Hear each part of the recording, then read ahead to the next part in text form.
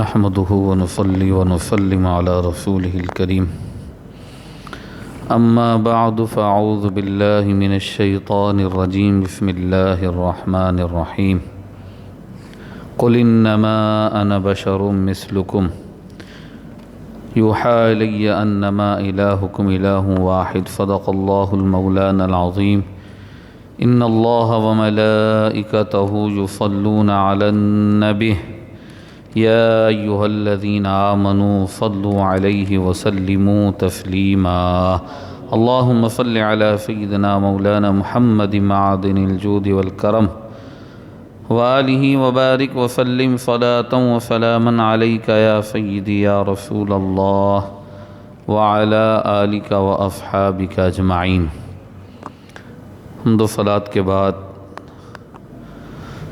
12 روزہ محفل ربیع الاول شریف کا سلسلہ الحمدللہ جاری ہے، اور آج نویں ہماری محفل ہے 1444 ہجری بمطابق 6 اکتوبر 2022۔ گزشتہ 2 دنوں سے ہم جس ٹاپک پر گفتگو کر رہے تھے، جو ہم سن رہے تھے، جو ہمارا موضوع تھا، اسی پر گفتگو آج بھی کی جائے گی۔ قرآن مجید فرقان حمید کے پارہ نمبر 16 سورۃ الکہف کی ایک آخری آیت ہے، جو بہت مشہور و معروف آیت ہے، قل انما انا بشر مثلکم۔ اس آیت کے تحت ہم چند باتیں سماعت کر رہے تھے۔ حضور علیہ الصلاۃ والسلام کی بشریت، حضور کا بشر ہونا یقیناً قرآن و احادیث سے ثابت ہے، اور ہمارا عقیدہ بھی ہے کہ حضور صلی اللہ تعالی علیہ وآلہ وسلم بشر ہیں۔ لیکن ہمارا ساتھ ساتھ یہ بھی عقیدہ ہے کہ حضور علیہ الصلاۃ والسلام کی بشریت میں کوئی مماثلت، کوئی برابری نہیں ہے۔ نبی کریم صلی اللہ تعالی علیہ وآلہ وسلم کے بشر ہونے کا عقیدہ صحابہ کا بھی تھا، لیکن کیا حضور علیہ الصلاۃ والسلام کے صحابہ نے بات بات پہ بشر بشر کے نعرے لگائے تھے؟ مسئلہ یہ ہے کہ جب حضور علیہ الصلاۃ والسلام کے فضائل اور کمالات اور حضور کے اعزازات اور حضور کی خصوصیات اور حضور علیہ الصلاۃ والسلام کے بے مثل اور بے مثال ہونے کی ہم بات کرتے ہیں، تو بعض دفعہ یہ کہا جاتا ہے، کچھ لوگوں کی طرف سے یہ کہا جاتا ہے بشر مثلکم، ہمارے جیسے ہی تو ہیں آپ، کیا جو ہے ان کی خوبیاں بیان کر رہے۔ تو یاد رکھیے گا اچھی طرح، حضور علیہ الصلاۃ والسلام کو یاد کرنے کے لیے، پکارنے کے لیے لفظ بشر ہی رہ گیا تھا دنیا میں؟ حضور کے اور بہت سارے القابات اور کمالات ہیں، کیا اس سے یاد نہیں کیا جا سکتا؟ حضور نبی کریم صلی اللہ تعالی علیہ وآلہ وسلم کے بے شمار معجزات ہیں، بے شمار کمالات ہیں، بس ایک لفظ بشر ہی رہ گیا ہے حضور کو یاد کرنے کے لیے۔ وہ سارے کمالات کدھر چلے گئے؟ حضور بشر ہیں، لیکن اس بشریت کو اس پوائنٹ آف ویو سے، اس نگاہ سے دیکھنا، اور حضور کی بشریت کو اس انداز سے بیان کرنا کہ سارے کمالات اور خصوصیات کی نفی ہو جائے، اور حضور کے جو اعزازات ہیں، جو خصوصیات ہیں، وہ لوگوں کو نہ پتہ چلیں، اور اس طرح حضور کا تذکرہ کیا جائے کہ لوگوں کے خیال میں، لوگوں کے نظروں میں، لوگوں کی فکر میں اور لوگوں کے عقیدے میں حضور کو ایک عام سا انسان بنا دیا جائے۔ یہ قرآن کی کون سی آیت کا ترجمہ ہے؟ حضور علیہ الصلاۃ والسلام کو اس انداز سے لوگوں کے سامنے پیش کرنا کہ حضور صلی اللہ تعالی علیہ وسلم کی حیثیت ایک عام انسان کی لگے، یہ کون سی حدیث کا ترجمہ ہے؟ یہ حضور کے کس صحابی کا عقیدہ اور نظریہ ہے کہ حضور نبی کریم صلی اللہ تعالی علیہ وآلہ وسلم کو ایسے لوگوں کے سامنے بیان کیا جائے اور پیش کیا جائے کہ سرکار کی حیثیت ایک عام انسان کی نظر آئے؟ یہ نہ کسی قرآن کی آیت کا ترجمہ ہے، نہ کسی حدیث کا ترجمہ ہے، نہ کسی صحابی کا عقیدہ اور نظریہ ہے۔ حضور علیہ الصلاۃ والسلام بشر ہیں، یہ ایک سچ ہے اور حق ہے، لیکن یاد رکھیے گا میں آپ کو ایک قاعدہ اور قانون آج بتا رہا ہوں، اور وہ یہ ہے کہ ہر حق اور سچ بات کرنے کا کوئی طریقہ ہوتا ہے، ہر حق اور سچ بات کرنے کا کوئی انداز ہوتا ہے، کوئی ادب ہوتا ہے، کوئی جو ہے بات کرنے کا ڈھنگ ہوتا ہے۔ اب میں آپ کو مثال سے سمجھاتا ہوں۔ آپ بازار میں کہیں کھڑے ہوئے ہیں اور آپ کے پاس ایک آدمی آتا ہے اور آپ کے پاس آ کر آپ کو کہتا ہے محترم جناب آپ کی امی کے شوہر آپ کو بلا رہے ہیں۔ کیا کہتا ہے آپ کو آ کر؟ آپ کی امی کے شوہر آپ کو بلا رہے ہیں۔ اب وہ اس طریقے سے آپ کو پیغام دے رہا ہے۔ اگر یہی بات وہ ادب اور آداب کے دائرے میں رہ کر طریقے سے اور سلیقے سے اچھے انداز سے آپ کو بتائے تو کیا بولے گا؟ آپ کے والد محترم یاد کر رہے ہیں آپ کو، آپ کے والد محترم آپ کو بلا رہے ہیں۔ اچھا جناب، اگر یہی ادب سے وہ بات کیے بغیر یہ کہے آپ کو آپ کی امی کے شوہر آپ کی مدر کے ہسبینڈ آپ کو بلا رہے ہیں، آپ کو اچھا لگے گا برا لگے گا؟ اور آپ اگر اس کو ڈانٹ دیں تم کو شرم نہیں آتی؟ تم کیسے بات کر رہے ہو میرے ساتھ؟ تمہارا انداز کیسا ہے؟ طریقہ کیسا ہے؟ آپ کیا بات کرتے ہیں؟ اور آگے سے وہ جواب دے میں نے تو سچی بات کہی ہے۔ کیا آپ کے والد آپ کی امی کے ہسبینڈ نہیں ہیں؟ میں نے جھوٹ تھوڑی بولا ہے، میں نے تو سچ کہا ہے۔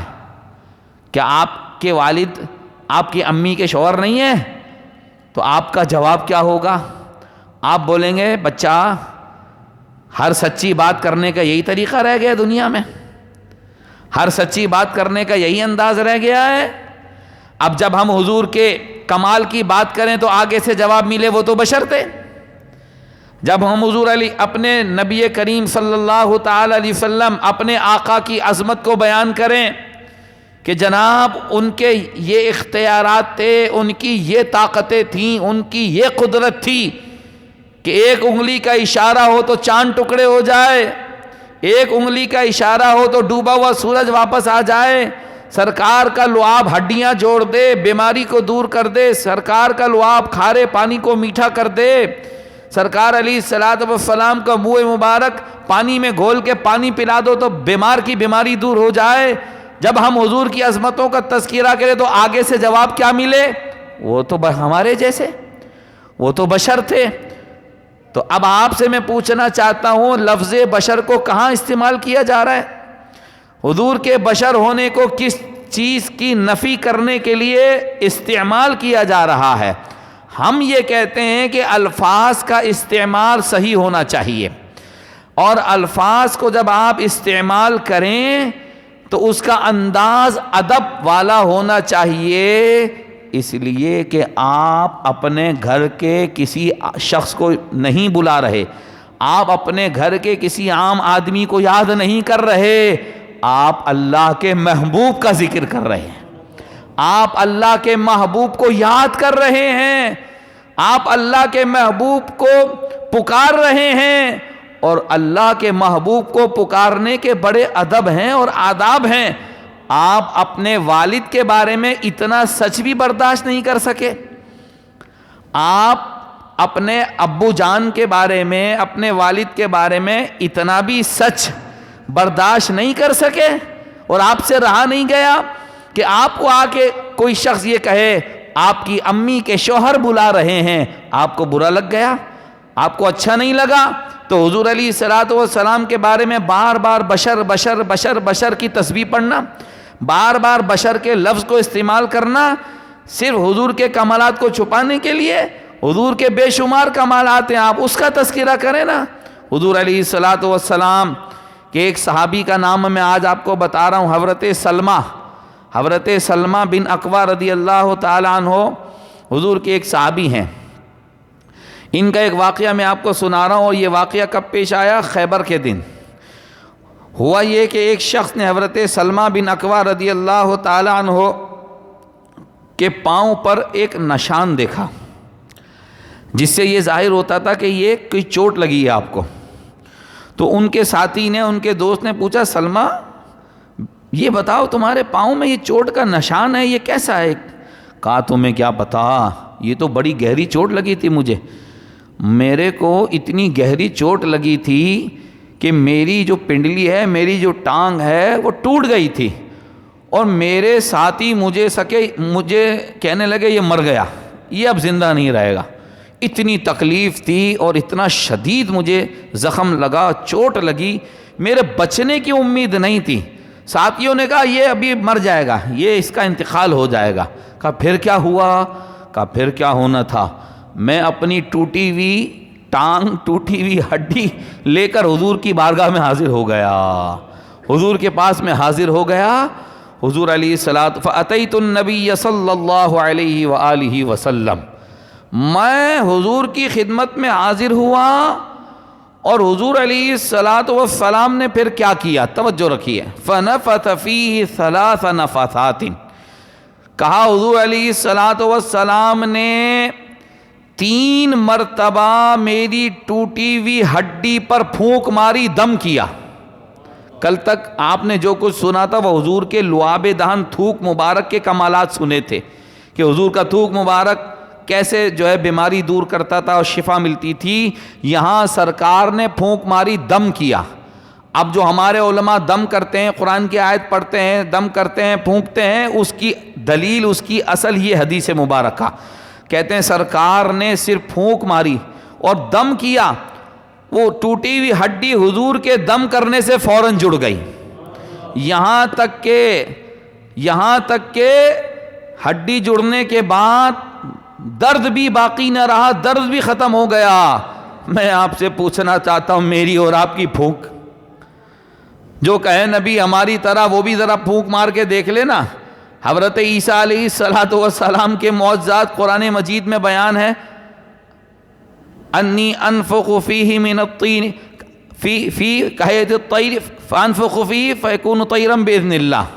قرآن میں 3 پارے میں 7ویں پارے میں یہ معجزہ اور یہ اعجاز بیان کیا گیا، انی اخلق لکم من الطین کہیت الطیر، میں تو صرف مٹی سے پرندوں کی صورتیں بناتا ہوں، فانفخ فیہ، میں مٹی سے پرندوں کی صورتیں بناتا ہوں اور میں اس میں پھونکتا ہوں۔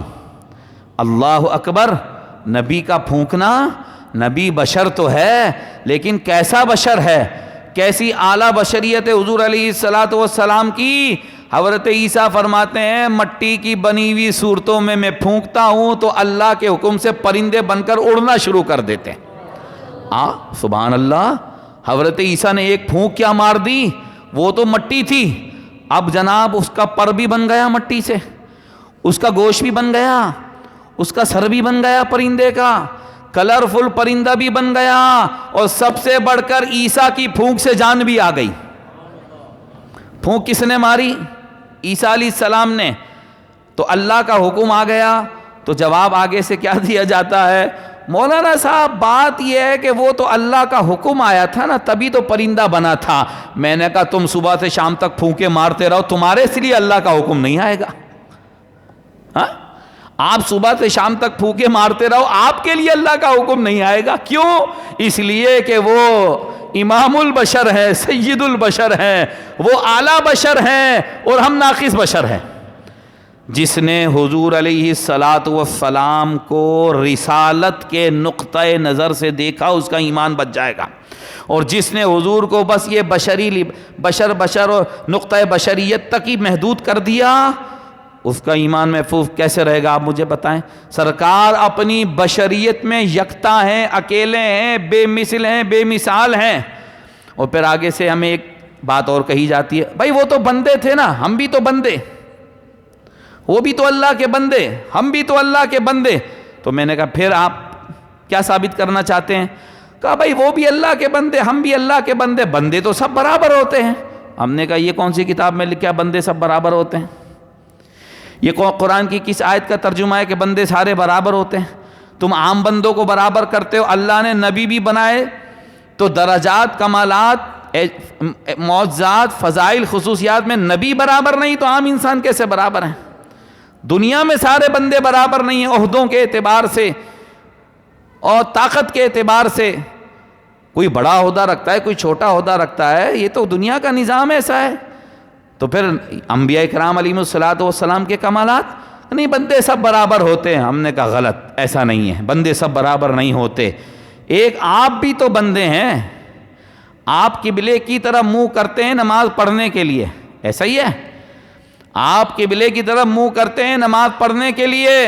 ارے میرے محبوب، اللہ کے محبوب، آقا کریم اللہ کے ایسے بندے ہیں جدھر منہ کر دیں، رخ کر دیں، اللہ اس کو قبلہ بنا دیتا ہے. وہ تو ایسے بندے ہیں جدھر اپنا چہرہ کر دیں نا.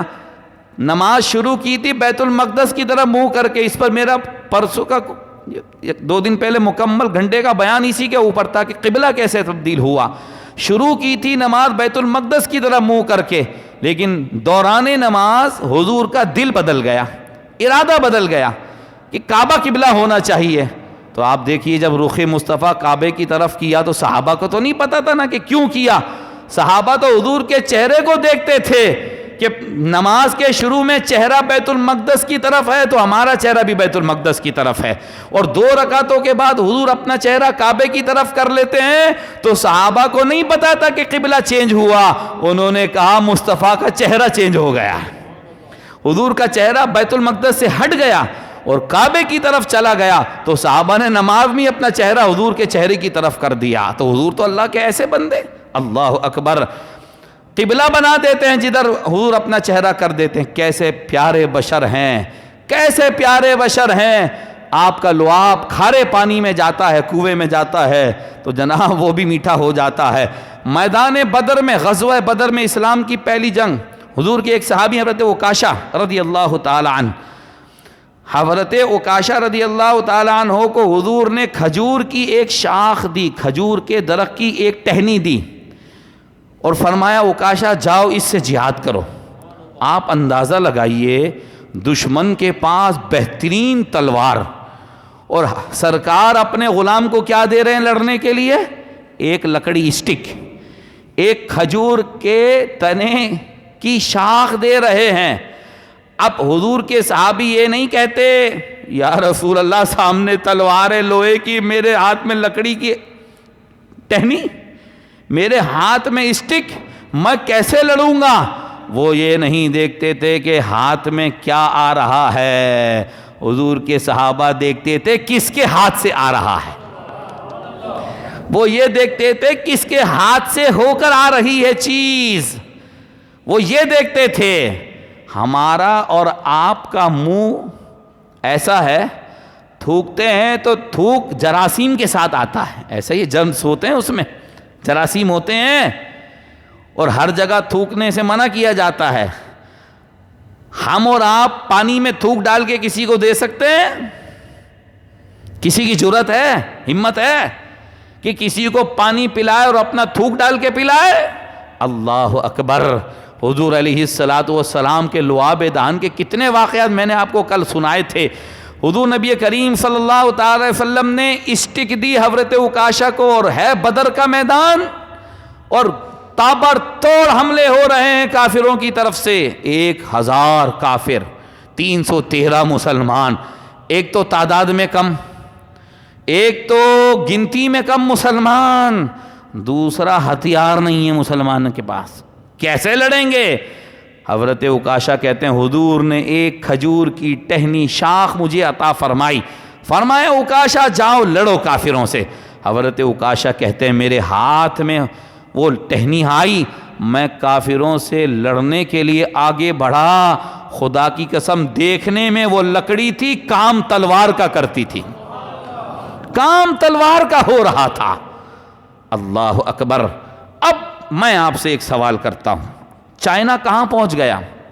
بڑی ترقی کر گیا ہے چائنا, اور اس کی ٹیکنالوجی کہاں پہنچ گئی ہے؟ دنیا میں بڑی بڑی ایجادات, بڑی بڑی مشینری, بڑی بڑی چیزیں چائنا نے بنا دی. لیکن میں کہتا ہوں دنیا کی کوئی ایسی ٹیکنالوجی ہمیں دکھاؤ, دنیا کی کوئی ایسی تھیوری ہمیں پڑھاؤ اور ہمیں دکھاؤ, دنیا کی کسی تھیوری میں یا کسی ٹیکنالوجی میں کوئی ایسی چیز ہمیں دکھاؤ کہ لکڑی کو کوئی لوہا بنا کے دکھائے, لکڑی کو کوئی لوہا بنا کے دکھائے. اچھا جناب, ہو سکتا ہے کوئی ایسی ٹیکنالوجی آ جائے, ہمیں کیا پتا 100 سال بعد 200 سال کے بعد بڑے بڑے کام ہو رہے ہیں دنیا میں. لیکن پھر میرا دوسرا سوال یہ ہے, آپ اپنے دماغ سے, اپنی ترقی سے, اپنے جو ہے علم سے بہت سارے کام کر رہے ہیں, ہو سکتا ہے کوئی نہ کوئی ایسا کام بھی ہو جائے. میرا دوسرا سوال یہ ہے, لکڑی کو لوہا بنا دے اور اتنی جلدی بنا دے کہ اس ہاتھ سے دے اور اس ہاتھ میں جاتے ہی لوہا بن کے دکھائے. برا مشین میں بھی ڈالیں, کچھ نہ کچھ ٹائم تو لگے گا, کچھ تو ٹائم لگے گا. یہاں تو ٹائم ہی کیا لگا, کیا ٹائم لگا؟ کوئی ٹائم نہیں لگا. حضور نے اپنے ہاتھ میں لی اور صحابی کے ہاتھ میں دی, بھائی اتنا ٹائم لگا. اچھا صرف لوہا نہیں بنا, تلوار بنانے کے لیے کئی دن چاہیے, اور اس زمانے میں تلوار کوئی ایک دن میں نہیں بن جاتی تھی. اس کو جو ہے دھار بنانا, تیز کرنا بڑے معاملات ہوتے. لیکن سبحان اللہ, حضور کے دست مبارک سے ہو کر آتی ہے, جناب وہ تلوار کا کام کر رہی ہے. وہ ایسے بشر ہیں اور کیسے بے مثل و بے مثال بشر ہیں. میں نے آپ کو واقعہ سنایا تھا ہجرت کی, جو ہے وہ رات جب سرکار تشریف لے گئے غار ثور میں, وہاں سے جب مدینہ شریف جانے لگے تو مدینہ شریف جاتے ہوئے راستے میں حضرت ام معبد رضی اللہ تعالی عنہ ایک خاتون کے گھر سرکار تشریف لے گئے تھے, اور اس کے گھر میں ایک بکری تھی, اور اس بکری کے جسم پر سرکار نے ہاتھ پھیرا تھا. ہاتھ, بکری میں دودھ کا ایک قطرہ نہیں تھا, بکری کمزور تھی, اس میں دودھ کا ایک قطرہ نہیں تھا. حضرت ام معبد رضی اللہ تعالی عنہ کی بکری پر ہاتھ پھیرتے ہیں. سبحان اللہ, دست مصطفیٰ جب اس پر پھرتا ہے تو جناب گھر کے سارے برتن بھر جاتے ہیں. بکری سے دودھ کی نہر ختم نہیں ہوتی ہے, بکری سے دودھ کے دریا جاری ہو جاتے ہیں. ایسے بے مثل اور بے مثال بشر حضرت سلمان فارسی رضی اللہ تعالی عنہ, حضرت سلمان فارسی رضی اللہ تعالی عنہ کا مشہور واقعہ ہے, ہر کتاب میں تاریخ کی موجود ہے. حضرت سلمان فارسی رضی اللہ تعالیٰ عنہ غلام تھے, تو بڑا کام لیتا تھا, ان کا آقا بہت خدمت لیتا تھا. ایک دن کسی نے حضرت سلمان کو کہا کہ تم آزاد کیوں نہیں ہو جاتے, تم پیسے دے دو ان کو. حضور نے فرمایا اے سلمان ایک کام کرو. حضرت سلمان مسلمان ہو گئے تھے. حضرت سلمان فارسی رضی اللہ تعالی عنہ کو سرکار نے فرمایا اے سلمان تم جا کر اپنے آقا سے لکھت پڑھت کر لو کہ اتنے پیسے تم کو دیتا ہوں, مجھے چھوڑ دو. حضرت سلمان نے کہا ٹھیک ہے حضور, میں اپنے آقا سے جا کے کہتا ہوں. اب ان کے حضرت سلمان فارسی کے آقا نے کیا کہا کہ بھائی کتنے پیسے چاہیے لے لو, مجھے چھوڑ دو. جب اس نے لکھت پڑھت کی نا, آن رائٹنگ جب کام ہوا, اس نے کئی کلو چاندی مانگ لی. اب حضور کے پاس آئے, یا رسول اللہ وہ تو اتنے پیسے مانگتا ہے, اتنا کچھ مانگتا ہے, اور ساتھ ہی ساتھ ایک شرط اور بھی لگا دی. کیا شرط لگائی؟ کہا شرط یہ لگائی کہ 100 کھجور کے درخت مجھے لگا کے دو, اور کھجور کے درخت کی پرورش کرو, اس کا دیکھ بھالی کرو, جب یہ پھل دے گا نا اس کے بعد تم آزاد. یعنی وہ ایسی شرطیں لگائی کہ حضرت سلمان فارسی پوری ہی نہیں کر سکیں. حضرت سلمان نے کہا میں 100 درخت لگاؤں گا تو اس کو بڑے ہونے میں, پھل دینے میں 10-15 سال لگ جائیں گے. حضور نے فرمایا اے میرے صحابہ سلمان کی مدد کرو. کہا یا رسول اللہ ہم کیا مدد کر لیں گے, چلیں پیسے اکٹھے کر لیں گے, چندہ کر لیں گے, ڈونیشن کر لیں گے, سلمان کو دے دیں گے, سلمان فارسی جا کر دے دیں گے. یہ جو 100 درخت لگانے, یہ کوئی ایک دن میں پھل تھوڑی دے دے گا, یہ درخت لگا بھی دیں گے تو 15-20 سال لگیں گے اس کو پھل دینے میں. کہا تم فکر کیوں کرتے ہو, فجر کے بعد چلنا اس باغ میں. حضور علیہ الصلاۃ والسلام نے فرمایا جاؤ سلمان 100 گٹھلیاں لے کر آؤ۔ حضرت سلمان نے گٹھلیاں جمع کی، کہا چلو سلمان میرے ساتھ چلو۔ حضرت سلمان فارسی رضی اللہ تعالیٰ عنہ کا باغ آج بھی موجود ہے مدینہ منورہ میں۔ سرکار علیہ الصلاۃ والسلام تشریف لے گئے باغ میں، اور باغ میں جا کر حضور نے اپنے ہاتھوں سے گٹھلیاں لگانا شروع کی۔ حضور علیہ الصلاۃ والسلام نے 100 درخت لگائے، گٹھلیاں لگائیں۔ حضرت سلمان فارسی کا جو ہے اعجاز ذرا دیکھیے، کیسے بشر ہیں میرے آقا۔ ہم ساری زندگی جو ہے نا 10 لاکھ گٹھلیاں بھی لگا دیں تو اتنی جلدی پھل تیار نہیں ہو، درخت تیار نہیں ہوگا، پھل تو دور کی بات ہے۔ حضرت سلمان کہتے ہیں حضور نے اپنے ہاتھ سے گٹھلیاں کیا لگائیں، 1 سال کے اندر پورا درخت بن کر پھل بھی دینا اس نے شروع کر دیا۔ تو یہ بیان کرو نا لوگوں کے سامنے، ایسے بشر ہیں سرکار سبحان اللہ علیہ الصلاۃ والسلام۔ دیکھیے میری اور آپ کی یہ جو انگلیاں ہیں نا، یہ جو میری اور آپ کی انگلیاں ہیں، اس سے خون نکلتا ہے۔ کسی کی انگلی خدا نخواستہ کٹ جائے تو کیا نکلتا ہے؟ خون نکلتا ہے۔ کتنے واقعات صلح حدیبیہ کے موقع پر جو واقعہ پیش آئے، بخاری کی حدیث، 1500 صحابہ حضور کے ساتھ تھے، پانی نہیں تھا، تو حضور علیہ الصلاۃ والسلام نے جب پیالے کے اوپر اپنا ہاتھ ایسے رکھا تو بخاری کے الفاظ میں فجعل الماء يفور من بين اصابعه كامثال العيون، حضور کی انگلیوں سے 5 انگلیاں تھی نا حضور کی 5 انگلیوں سے 5 دریا جاری ہو گئے۔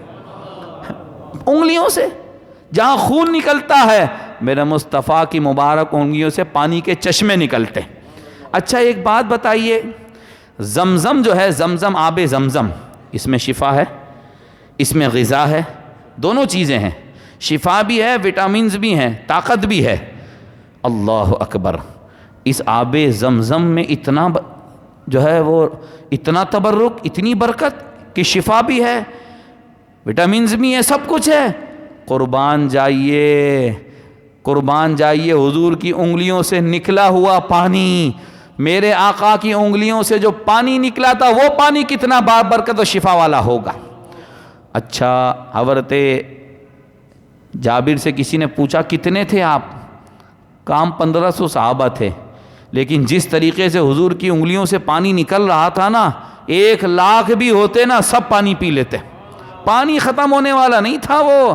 جس میرے امام عشق و محبت اعلیٰ حضرت فرماتے ہیں جس کی 2 بوند ہیں کوثر و سلسبیل، اس رحمت کا دریا ہمارا نبی ہے، وہ رحمت کا دریا ہمارا نبی، وہ ایسی رحمت وہاں سے جاری ہے کہ پانی کی ضرورت ہو تو پانی کے چشمے جاری، اور اگر کسی کو بیماری سے خلاصہ چاہیے، شفا چاہیے تو کچھ نہیں کرتے سرکار، بس کرتے کیا ہیں، اپنا لعاب دہن لگا دیتے ہیں تو ہڈی جڑ جاتی ہے، آنکھ میں ڈالتے ہیں تو بیماری دور ہو جاتی ہے۔ اچھا میں آپ سے ایک بات عرض کروں، آپ کی توجہ اس طرف ابھی گئی نہیں ہے، میں آپ کی توجہ چاہوں گا۔ دنیا میں بڑی بڑی دوائیاں بنائی جا رہی ہیں، بڑی بڑی میڈیسن ہیں۔ دیکھیے سر کا درد ہے تو الگ گولی ہے، دل کی تکلیف ہے تو الگ میڈیسن ہے، کان میں درد ہے تو الگ میڈیسن ہے، اور آنکھ میں درد ہے تو الگ میڈیسن ہے، شوگر کی الگ میڈیسن ہے، اور مختلف بیماریوں کی مختلف دوائیاں۔ ایسا تو نہیں ہے کہ سر کے درد کی دوائی چاہیے آدمی کو تو وہ دل کی دوائی کھانا شروع کر دے، ایسا تو نہیں ہے نا۔ ہر مرض کی الگ دوا، ہر بیماری کی الگ میڈیسن، ایسا ہی ہے۔ سبحان اللہ، دنیا کی بیماریاں الگ ہیں تو دوائیاں بھی الگ ہیں۔ دنیا میں بیماریاں مختلف ہیں تو دوائیاں بھی مختلف ہیں۔ اللہ تعالیٰ نے حضور کے لعاب میں کیا تاثیر رکھی تھی، اللہ کریم نے حضور علیہ الصلاۃ والسلام کے لعاب دان تھوک مبارک میں ہر بیماری کا علاج رکھا تھا، ہڈی ٹوٹے تو وہ بھی جوڑے، آنکھ کی بیماری ہو تو وہ بیماری بھی ختم، کھارا پانی میٹھا کرنا ہو تو اس کو بھی میٹھا کر دے، یہاں تک کہ حضور علیہ الصلاۃ والسلام کا منہ مبارک پانی میں ڈل جائے اور وہ پانی پلاتے تو اس سے شفا مل جائے۔ بخاری پڑھیے آپ، حضرت ام سلمہ ام المؤمنین ام سلمہ رضی اللہ تعالی عنہا فرماتی ہیں میرے پاس حضور علیہ الصلاۃ والسلام کا ایک منہ مبارک تھا، اور وہ منہ مبارک میں نے کیا کیا، چاندی کی ایک نالی میں رکھا ہوا تھا، مدینہ منورہ میں کوئی بیمار ہوتا، مدینہ منورہ میں کسی کو کوئی بیماری لگ جاتی تو میں اس منہ مبارک بال مبارک کو نکالتی، پانی میں ایسے گھولتی اور پانی کے پیالے میں منہ مبارک کو ایسے حرکت دیتی اور ہلاتی اور وہ بیمار کو پلایا جاتا تو بیمار کی ہر بیماری دور ہو جایا کرتی تھی۔ میرے محترم بھائیوں، میرے اور آپ کا بال اگر کھانے میں گر جائے تو لوگ کھانا نہیں کھائیں گے۔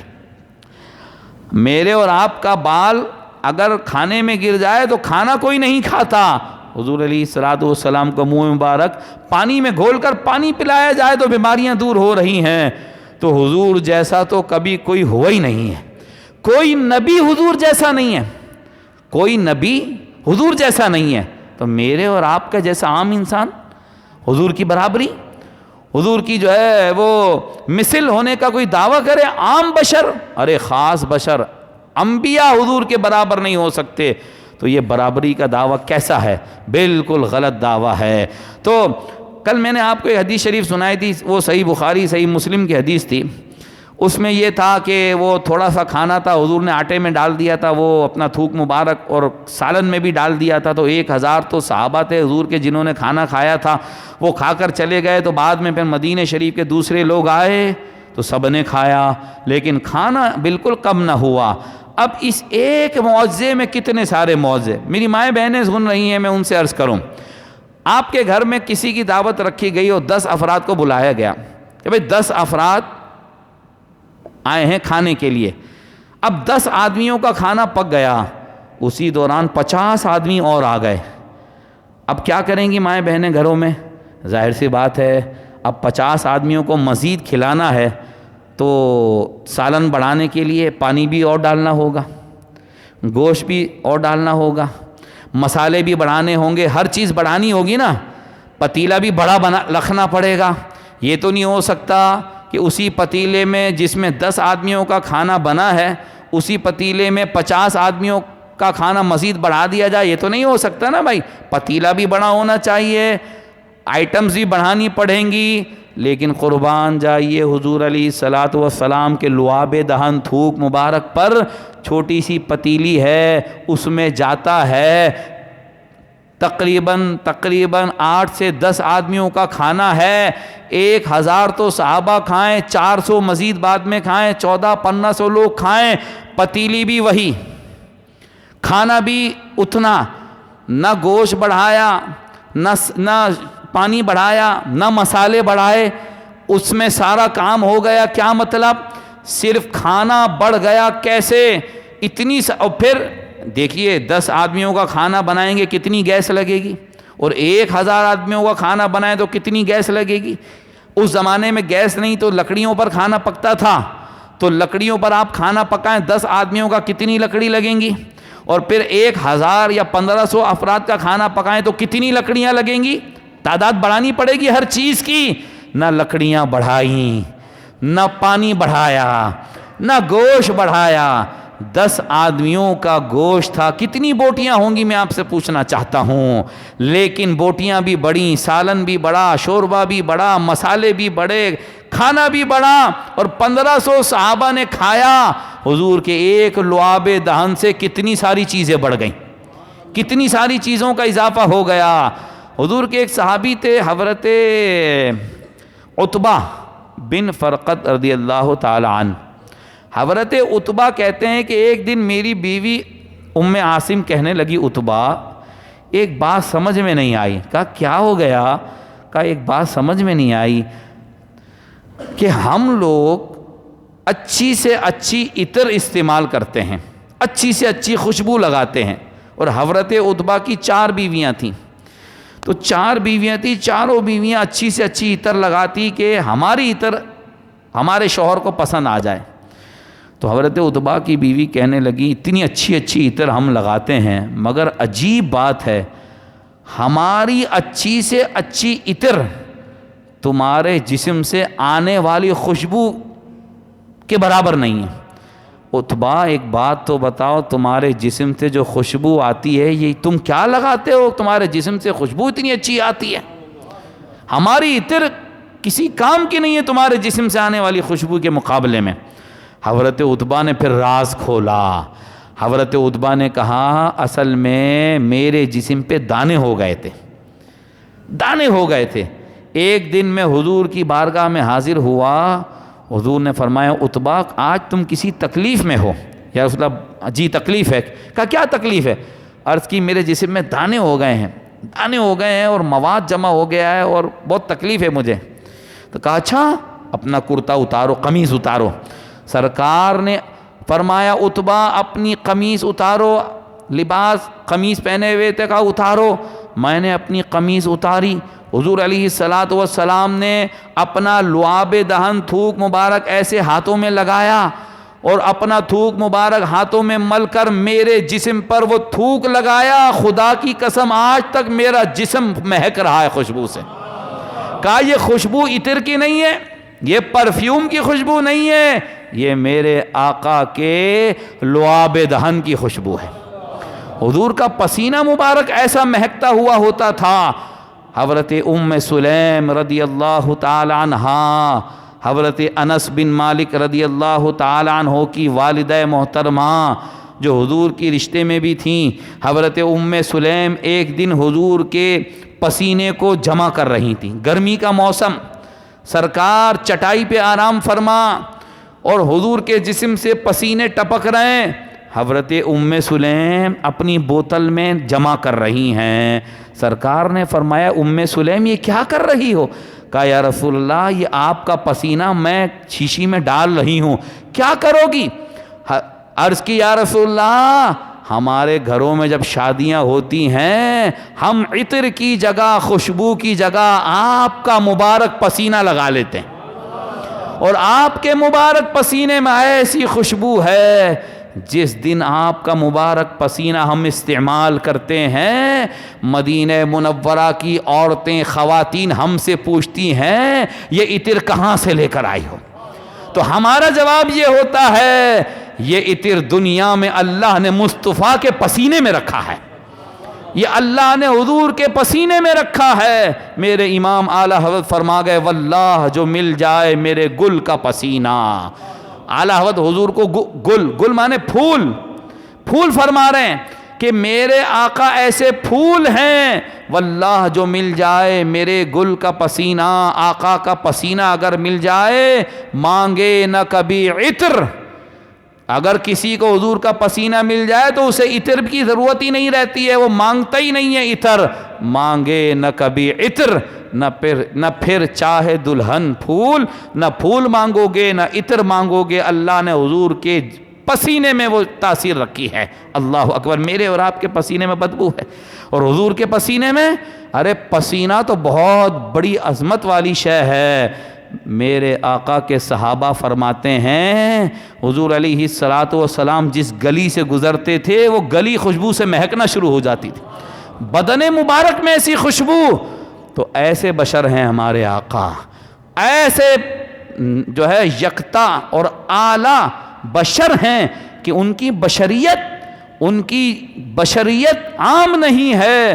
اللہ اکبر. صحابہ کہتے ہیں کبھی ہمیں حضور کو تلاش کرنا ہوتا نا، حضور اس وقت کہاں تشریف فرما ہوں گے، حضور کہاں جلوہ افروز ہوں گے، حضور کہاں تشریف رکھتے ہوں گے.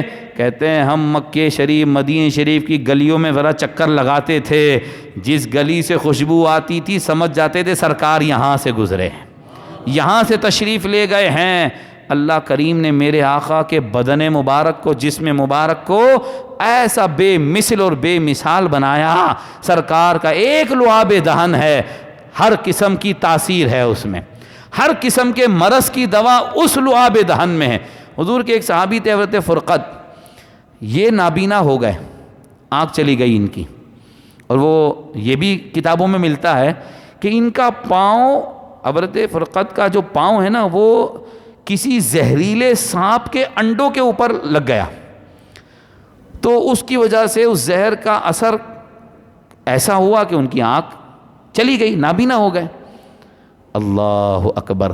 کل آپ کو میں نے بخاری مسلم کی حدیث سنائی تھی کہ وہ آنکھ نکل گئی تھی، وہ ڈھیلا باہر آ گیا تھا، لیکن یہاں تو مسئلہ یہ ہے کہ آنکھ کی روشنی چلی گئی ہے، نظر ہی کچھ نہیں آ رہا.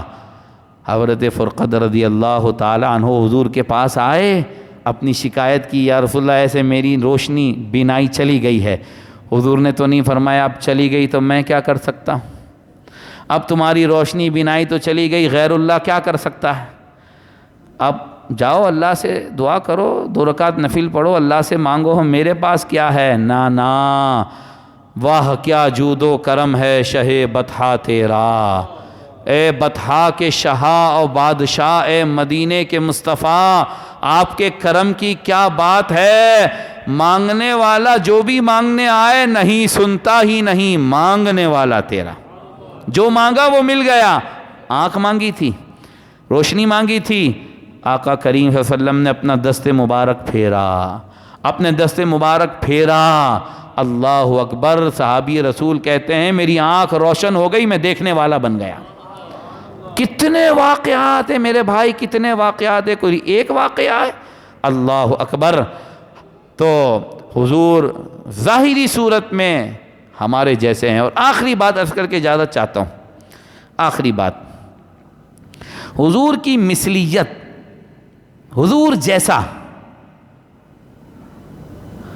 ایک قاعدہ کلیہ اصول، آج میں آپ کو ایک اور قاعدہ بتا رہا ہوں، وہ بھی آپ کے کام آئے گا۔ ہم کس چیز میں حضور جیسے، وہ تو میں آپ کو بتا چکا دوسرے انداز سے، آج ایک نئے انداز سے وہی بات میں آپ کو ریپیٹ کر رہا ہوں۔ کس چیز میں؟ یاد رکھنا، آسان کر کے بتا رہا ہوں، کام آئے گا آپ کی یہ بات۔ جو چیزیں حضور میں پائی جاتی ہیں، توجہ سے سنیے گا، جو چیزیں حضور کے وجود میں، جسم میں پائی جاتی ہیں، اس میں کوئی بھی حضور جیسا نہیں ہے، یہ یاد رکھیے گا۔ کیا؟ جو کمالات، جو صفات، جو خوبیاں اور جو فضائل حضور کی ذات میں ہیں، اس میں کوئی بھی حضور کے برابر نہیں ہے۔ اتنی بات آپ کو یاد رہے گی، مشکل تو نہیں ہے۔ دوبارہ سنیے ذرا، جو کمالات، اعزازات، خصوصیات، فضائل، مناقب، خوبیاں حضور کے وجود میں، حضور کی ذات میں ہیں، اس میں کوئی بھی حضور کے برابر نہیں ہے۔ ہاں، جو چیز حضور میں نہیں پائی جاتی، جو چیز حضور نبی کریم صلی اللہ تعالی علیہ وسلم کی ذات بابرکات میں نہیں پائی جاتی، اس میں ہم حضور جیسے۔ یہ آخری نقطہ ہے، آپ کو سمجھا کے جا رہا ہوں، کام آئے گا آپ کے، اس کو یاد رکھیے گا۔ میں نے کیا کہا؟ جو چیز حضور کی ذات میں ہے، اس میں تو حضور کے برابر کوئی بھی نہیں ہو سکتا۔ ہاں، جو چیز حضور کی ذات میں نہیں ہے، اس میں ہم حضور جیسے۔ اب آپ پریشان یقیناً ہو رہے ہوں گے، آپ پریشان ہو رہے ہوں گے، حضور میں کیا چیز نہیں پائی جاتی؟ حضور تو کامل و اکمل ہے، کیا رہ گئی ہے جو حضور کے اندر نہیں پائی جاتی؟ اور پھر ایسی چیز حضور کے اندر نہیں پائی جا رہی کہ ہم بھی اس چیز میں حضور کی طرح۔ ہاں، وہ کیا ہے؟ وہ یہ ہے کہ حضور خدا نہیں ہے، حضور خدا نہیں ہے۔ جس طرح حضور خدا نہیں ہے، اس چیز میں ہم بھی برابر ہیں، ہم بھی خدا نہیں ہیں۔ حضور علیہ الصلوۃ والسلام کی عبادت ہو سکتی ہے؟ نہیں ہو سکتی۔ کوئی حضور صلی اللہ علیہ وسلم کی لیے عبادت کرنے کا عقیدہ رکھ سکتا ہے؟ نہیں رکھ سکتا۔ لا الہ الا اللہ، عبادت کے لائق صرف خدا ہے، معبود ایک ہی ہے، وہ ہے اللہ۔ تو جس طرح حضور کی عبادت نہیں ہو سکتی، حضور خدا نہیں ہے، ہم بھی خدا نہیں ہیں، ہماری عبادت بھی نہیں ہو سکتی۔ حضور علیہ الصلوۃ والسلام خدا جیسے ہیں؟ نہیں ہے نا، حضور خدا جیسے نہیں ہے، یہ چیز حضور میں نہیں ہے کہ اللہ جیسے ہوں وہ، تو ہم بھی حضور جیسے اس چیز میں کہ جیسے حضور خدا جیسے نہیں، ایسے ہم بھی خدا جیسے نہیں ہیں۔ تو خلاصہ کلام یہ ہوا، جو چیز حضور کی ذات میں ہے اس میں کوئی برابری نہیں ہے، اور جو چیز حضور میں نہیں ہے اس میں برابری ہے۔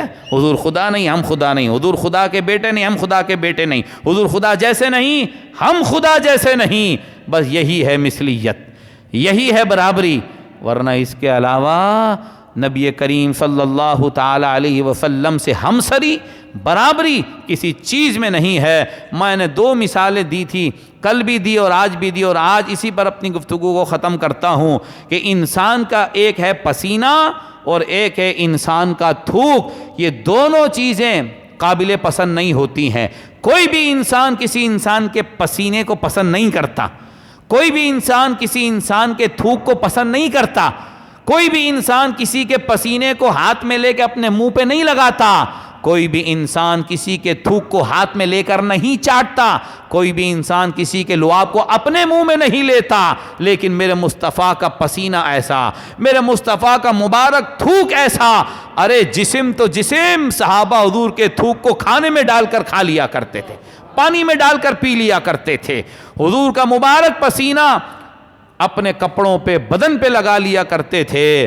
اور بخاری کی حدیث، حضور علیہ السلام وضو فرما رہے ہیں، سرکار وضو فرما رہے ہیں، وضو کے پانی کے قطرے زمین پہ گرنے سے پہلے صحابہ ہاتھ میں لے کر اپنے منہ پہ لگایا کرتے تھے، وضو کے پانی کے قطرے اپنے منہ پہ لگا رہے ہیں، اور جو دور بیٹھا ہوا اس کو تو نہیں ملا، قریب والے نے تو لے لیا پانی، وہ کیا کرتا تھا، اپنے ساتھ والے کے بدن پر، منہ پر جو حضور کا پانی کا، وضو کا پانی کے قطرے لگے ہوتے تھے نا، وہ اس کے منہ پہ ہاتھ لگا کے اپنے منہ پہ لگا لیا کرتا تھا۔ ایسے بے مثل اور بے مثال ہیں سرکار کے جسم سے لگے پانی کے قطرے، بار برکت حاصل کیا کرتے تھے۔ اس پر مزید انشاءاللہ میں عرض کروں گا، کل جمعہ کا دن ہے، 11ویں شریف بھی ہے، یہاں پر ختم قادر شریف پڑھا جاتا ہے، وہ بھی ہوگا انشاءاللہ، جیسے وہ پروگرام ہوتا ہے ہر مہینے وہ ویسے ہی ہوگا انشاءاللہ۔ اس کے بعد جو گفتگو ہے میری وہ اس کو میں کنٹینیو کروں گا، اور پرسوں بڑی رات ہے انشاءاللہ، تو اس میں تو تفصیلاً انشاءاللہ بیان ہوگا۔ ہم اللہ پاک سے دعا کرتے ہیں اللہ تبارک و تعالی ہماری حاضری قبول فرما لے اور اس کو ہماری نجات کا ذریعہ بنا دے۔ دوران تقریر شیخ تشریف لائے، نرحب یا سیدنا شیخ، نرحبکم فی مسجدنا، اللہ یبارک بیکم و یحفظکم، جزاکم اللہ خیراً و احسن الجزاء۔ اب صلاۃ والسلام کے لیے کھڑے ہو جائیں۔ شیخ نريد نتشرف بك الآن، أنت تتكلم وتنور قلوبنا إن شاء الله. لا مو دقيقتين، 5 6 10 ربع ساعة نص ساعة، عندك وقت.